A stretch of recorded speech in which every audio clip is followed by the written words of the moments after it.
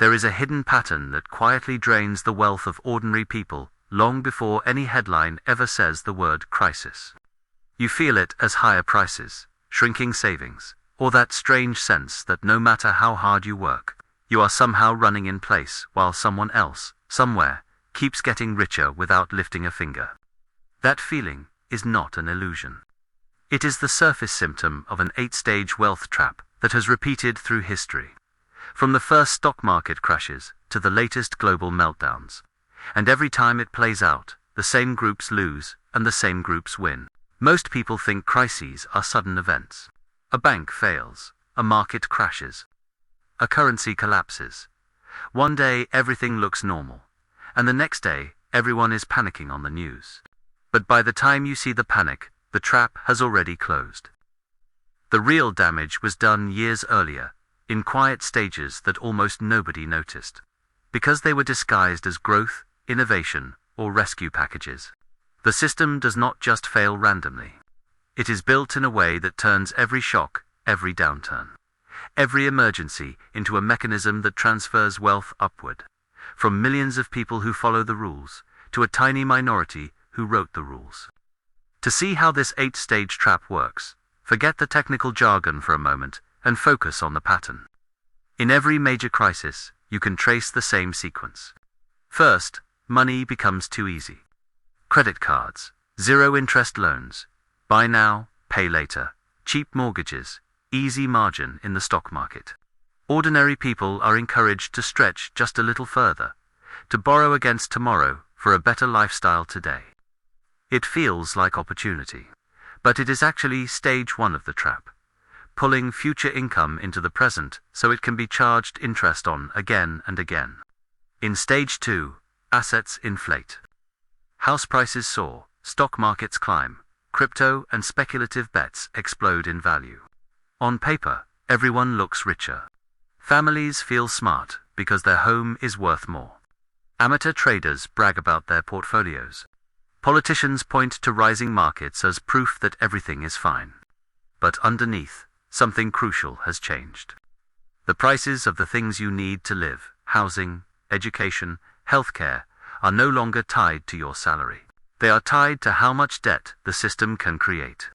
Your life has been quietly indexed to a credit bubble. Stage 3 is where the middle class gets locked in.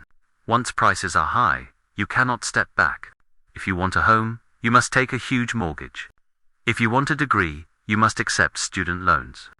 If you want to keep up with rising costs, you swipe your card and tell yourself you will pay it off later. You are no longer just working for your present. You are working for your past decisions as well.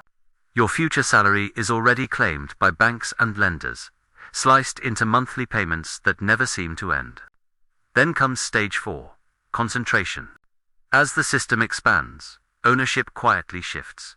Big players use cheap money to buy real assets, apartment blocks, companies, infrastructure, while most people only hold volatile promises, like stocks bought on leverage or homes that depend on low interest rates. When the cycle finally turns, the big players have first access to liquidity and bailouts, while small investors are forced to sell at the worst possible moment. The same crisis that wipes out a decade of savings for one family becomes a once-in-a-generation bargain sale for someone with cash and connections. Stage 5 is the visible crisis, the part you are supposed to focus on. Markets plunge, banks wobble, politicians hold urgent press conferences. News anchors speak about unprecedented times. You were told that nobody could have seen this coming, that it was a black swan, a shock, a virus, a war, anything except a predictable outcome of too much debt and too much leverage. In reality, this stage is not the beginning of the story. It is the payoff.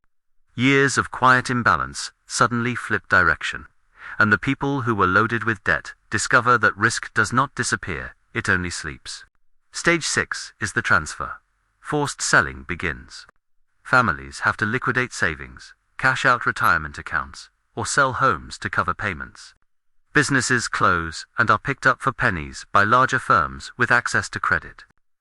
Governments roll out rescue plans that stabilize markets, but the money flows first to the financial system, not to the people who lost jobs, homes, or small businesses. The numbers on a screen that once made you feel rich vanish, but the assets, houses, land, companies do not vanish. They simply change hands, moving from many small owners to fewer, larger ones. Stage 7 is normalization. After the shock, a new equilibrium is declared. Interest rates settle at a new normal. Regulations are tweaked. A few villains are blamed in hearings or documentaries, but the core architecture of the system remains the same. For ordinary people, the crisis becomes a story they tell. We lost a lot in that crash. For the winners, it becomes the foundation of their next fortune. We bought everything cheap back then. The gap between those two experiences is what the crisis produced. And finally, stage 8 is amnesia. A few years of rising markets and calmer headlines, and most people forget how it felt to be on the edge. The younger generation hears about the last crash like a distant rumor. New financial products appear, promising safe returns. Political leaders insist that safeguards are stronger, that lessons have been learned. Little by little, everyone relaxes right up until stage 1 quietly begins again. With easier money, bigger promises, and a slightly more complex version of the same trap. If that sounds abstract, consider this. In the last major crisis, households in the bottom 80% lost a huge portion of their net worth, while the wealth of the top percent recovered and then broke new records within a few years. That is not an accident or a glitch. It is the pattern doing exactly what it was built to do: turn chaos into opportunity for those prepared, and into permanent loss for those who trusted that the system was neutral. To really see the 8-stage wealth trap in action, look at one of the clearest examples in modern history: the housing boom and crash of the 2000s. For most families, a home is the single biggest financial decision they ever make. It is supposed to be safety, stability, and the foundation of long-term wealth. That is exactly why the system turned housing into the perfect vehicle for quiet extraction. When you map the stages onto what happened, the story stops looking like an accident and starts looking like engineering. Stage 1 began with easy money. Interest rates were pushed lower, lending standards were relaxed, and the message was simple: everyone deserves a home. Banks and brokers flooded the market with new mortgage products, interest-only loans, adjustable rates that started low and then reset higher, no documentation loans where income barely mattered. For ordinary people, this looked like inclusion. The gatekeepers had finally opened the door and invited them in. In reality, the system had simply decided that almost anyone could be turned into a stream of interest payments. Stage 2 was the inflation of assets. As more people were approved for loans, demand exploded. House prices rose year after year, then month after month. Instead of sounding an alarm, media headlines celebrated it as a housing boom. Families who already owned homes saw their paper wealth rise faster than their salaries ever could. The story shifted. A house was not just shelter, it was an investment, a guaranteed ticket to prosperity. People who hesitated felt left behind, watching friends and neighbors brag about how much their properties had gained in value. Stage 3 locked people in. Once prices had been pushed far beyond what normal incomes could support, the only way to participate was to take on bigger and more complex debt. Couples stretched to the maximum they could possibly borrow, trusting the reassurance of bank officers, rating agencies, and experts on television. Many were told that they could always refinance later, that prices would keep rising, that any short-term pain would be temporary. At that moment, their future earnings were quietly pledged. 20 or 30 years of work were converted into a signature on a mortgage document. Behind the scenes, Stage 4 concentration was unfolding in ways almost nobody saw. The mortgages being sold to families were chopped up, repackaged, and turned into financial products that banks, hedge funds, and global investors could trade. The real money was not in the monthly payments themselves. It was in the fees, the commissions, and the ability to bet on the entire pool of loans at once. The people designing these products often had little contact with the families signing on the dotted line. To the system, borrowers were numbers in a spreadsheet, raw material for financial engineering. Then came stage 5, the visible crisis. Interest rates rose. Adjustable mortgages reset. Suddenly, payments that had seemed barely manageable became impossible. Late notices piled up. Foreclosures surged. The same media that once celebrated rising prices now ran footage of families being evicted from homes they thought they would pass down to their children. Banks announced huge losses and warned of systemic risk. Politicians hurried to microphones to insist that nobody could have predicted this, that it was a once-in-a-lifetime shock. But the pattern did exactly what it always does in stage 6. It transferred wealth. As house prices plunged, millions of homeowners found themselves underwater, owing more on their mortgages than their homes were worth. Many were forced to sell at a loss, hand keys back to the bank, or declare bankruptcy. Yet, the physical houses did not disappear. They were sold off in bulk, often to large investment funds that had access to cheap capital and inside information. What had been individual family homes turned into rental properties owned by distant corporations. The crisis wiped out years of savings for ordinary people, then handed discounted assets to those positioned to buy when fear was highest. Stage 7 normalized the outcome.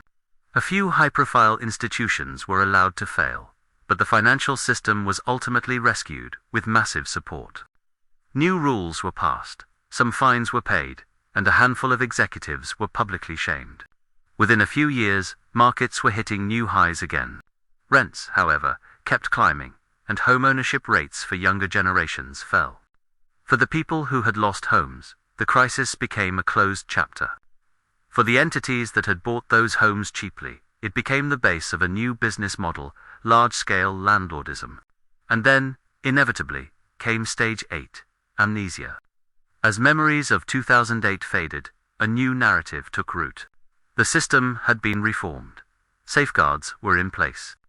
The next bubble would not be in housing.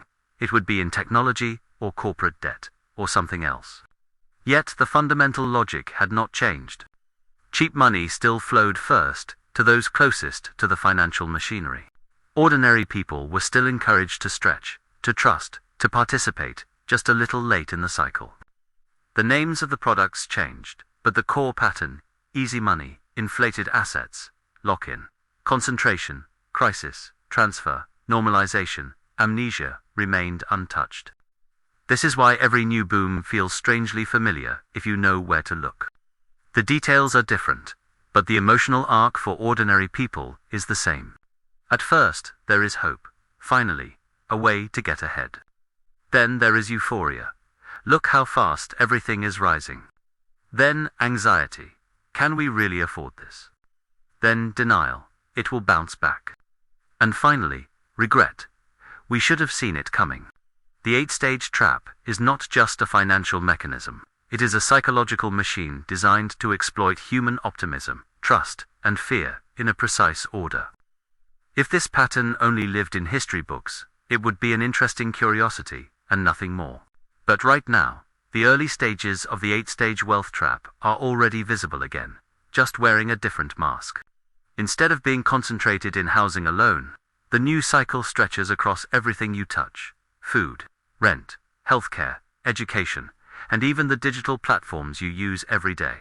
The system has quietly upgraded from trapping you in one big bubble to surrounding you with a network of smaller ones, each designed to skim a little more from your income while convincing you that there is no alternative.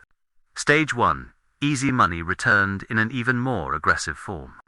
After recent crises, interest rates were slashed, stimulus flooded the system, and whole new categories of credit appeared. By now, pay later apps let you slice everyday purchases into installments. Zero-commission brokerages encouraged millions of first-time traders to jump into markets with a tap. Cryptocurrencies, meme stocks, and speculative tech bets promised overnight wealth. Once again, the story sounded empowering. Finance was finally democratized. But the core reality stayed the same.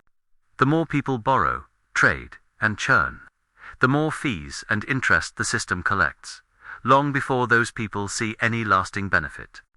Stage 2. Asset inflation stretched far beyond homes. Stocks in companies that had never made a profit soared to valuations larger than century-old industrial giants.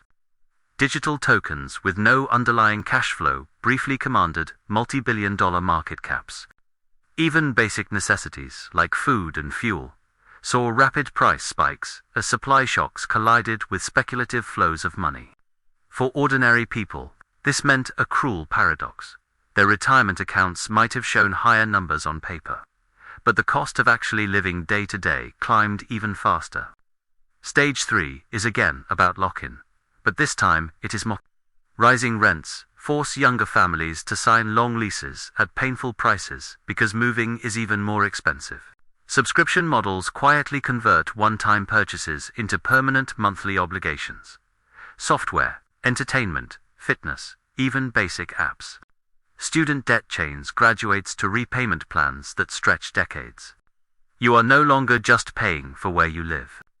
You are paying for the right to participate in modern life at all, through a lattice of small recurring charges that together consume most of your paycheck before you even see it. While that happens in plain sight, Stage 4 concentration is rewriting ownership in the background. A shrinking number of megacorporations control entire sectors. A handful of giants dominate online advertising, cloud computing, and e-commerce. A small circle of asset managers vote shares in thousands of companies. Large landlords accumulate rental housing across multiple cities. Every crisis, every wobble in the market, becomes an opportunity for these players to buy distressed assets from smaller competitors, who cannot survive a few bad quarters. Bit by bit, the economy becomes less of a marketplace and more of a hierarchy. The danger is that by the time Stage 5 arrives again, a visible crisis triggered by a market shock, a geopolitical event, or a policy mistake, the transfer mechanism is already armed. When layoffs hit, those subscription payments still go through. When small businesses close, their market share flows to larger firms that can weather the storm. When currencies wobble or inflation spikes, those who own scarce assets and productive companies can raise prices, while those who only own labor find that their time is suddenly worth less. The same story repeats. Many lose security, a few gain scale. Here is the most unsettling part. In previous eras, ordinary people could at least see the walls of the trap. You knew when you signed a mortgage. You felt it when you walked into a bank. Today, much of the 8-stage wealth trap is invisible, embedded in code, contracts, and default settings. Your paycheck may arrive digitally, flow through automated bills, subscriptions, and interest payments, and leave you with almost nothing left without a single stack of cash ever passing through your hands. The system does not need to physically take your money. It simply arranges things so that by the time you think about saving or investing, there is almost nothing left to save. So, what happens when this cycle finally snaps again? The next visible crisis will have a new name and a new villain, maybe a conflict, maybe a banking failure, maybe a technological shock. Commentators will argue about the trigger. But if you zoom out, the mechanism will be familiar. Years of easy money and rising prices will suddenly reverse. Highly leveraged players will scramble for liquidity. Governments will rush in with emergency measures. Once again, the question will not be, will there be pain? But who will absorb it? And if nothing changes, the answer is already written. Ordinary people will lose jobs, homes, and small businesses, while those with dry powder will quietly buy the pieces. The reason to understand the 8-stage wealth trap is not to surrender to it, but to see it early enough to respond differently. Patterns only feel like destiny when you do not recognize them. The minute you can name each stage as it appears, you stop being a passive character in someone else's script and start becoming an active strategist in your own life. You may not control interest rates or global markets, but you can control how much leverage you take on, how exposed you are to narrative-driven manias, and how much of your energy goes into building real skills and assets instead of chasing the latest promise of easy gains.